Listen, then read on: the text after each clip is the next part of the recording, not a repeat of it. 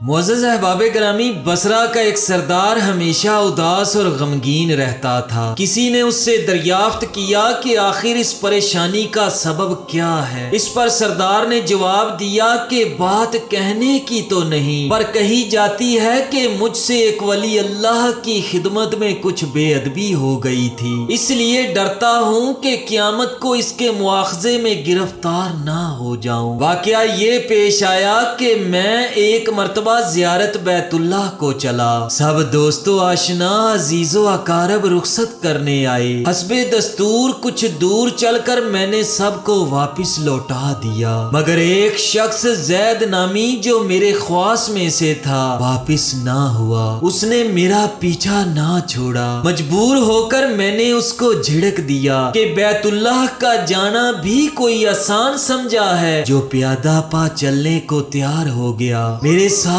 نہ آ اور جس راہ سے تیرا جی چاہے چلا جا۔ وہ کہنے لگا، اے آقا، کیا خدا اس پر قادر نہیں کہ تم کو زیادہ راہ جلد پہنچا دے اور مجھ کو بے یارو مددگار اور بلا توشہ چھوڑ دے؟ یہ کہہ کر اس نے اپنی راہ لی اور میں اپنے راستے سے چلتا بنا۔ راستہ بھر کہیں بھی وہ مجھ کو نظر نہ آیا، واللہ عالم وہ کہاں پوشیدہ ہو گیا۔ جب اللہ کے فضل سے مناسک حج سے فارغ ہو کر میں مدینہ طیبہ کو چلا تو کیا دیکھتا ہوں کہ زید آ گیا اور مجھ سے السلام علیکم کہہ کر میرے پاس بیٹھ گیا۔ میں نے حیرت سے پوچھا کہ حج کر آیا؟ اس نے کہا، جی ہاں۔ پھر اس کے بعد میں نے ضرفتن کہا، حج کی سند بھی ملی؟ تو وہ کہنے لگا، کیسی سند؟ وہ کس کام آتی ہے؟ میں نے کہا، حج کرنے والے کو بیت اللہ میں غیب سے ایک چٹھی ملتی ہے جس میں لکھا ہوتا ہے کہ فلاں ابن فلاں حج کو آیا تھا اور اس کا حج قبول ہو گیا، اور پھر اسی سند کے ذریعے قبر اور حشر کے عذاب سے نجات ہوتی ہے۔ یہ سن کر زید روتا چلاتا بیت اللہ کو واپس چلا گیا۔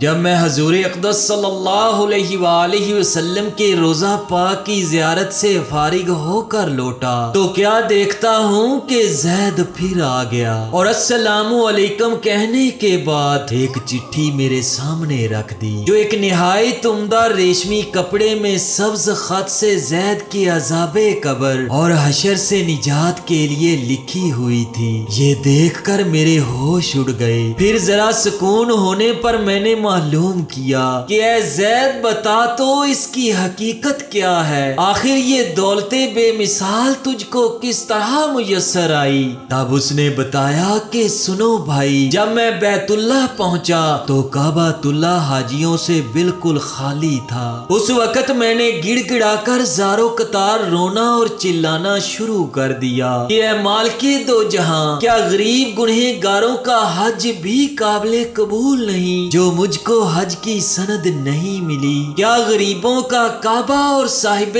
کعبہ اور ہے جو وہاں جا کر سند لاؤں؟ مجھ کو قسم ہے تیری عزت و جلال کی، جب تک چٹھی نہ پاؤں گا کعبہ سے باہر نہ جاؤں گا اور روتے روتے یہیں مر جاؤں گا۔ وہ کہتا ہے کہ اچانک غیب سے آواز آئی کہ اے زید، نجات کی چٹھی لے اور جا اپنی راہ لے۔ پھر یہ چٹھی میرے ہاتھ میں آ گئی جس کو لے کر میں آپ کے پاس چلا آیا۔ وہ سردار کہتا ہے کہ یہ سن کر میری حیرت کی انتہا نہ رہی کہ اللہ اللہ، اس شخص کا یہ عالی مرتبہ ہے جس سے میں آج تک واقف نہیں تھا۔ اس کے بعد عزت و اکرام کے ساتھ میں اس کو لے کر اپنے ہمراہ بصرہ لے آیا اور وہ چٹھی نہایت احترام و تعظیم کے ساتھ معطر و معمبر کر کے صندوق میں بند کر دی۔ جب کبھی جی چاہتا تو کمالی ادب و احترام سے نکال کر اس چٹھی کی زیارت کر لیتا، چومتا اور آنکھوں سے لگاتا تھا اور اس کے بعد دوبارہ محفوظ کر دیتا۔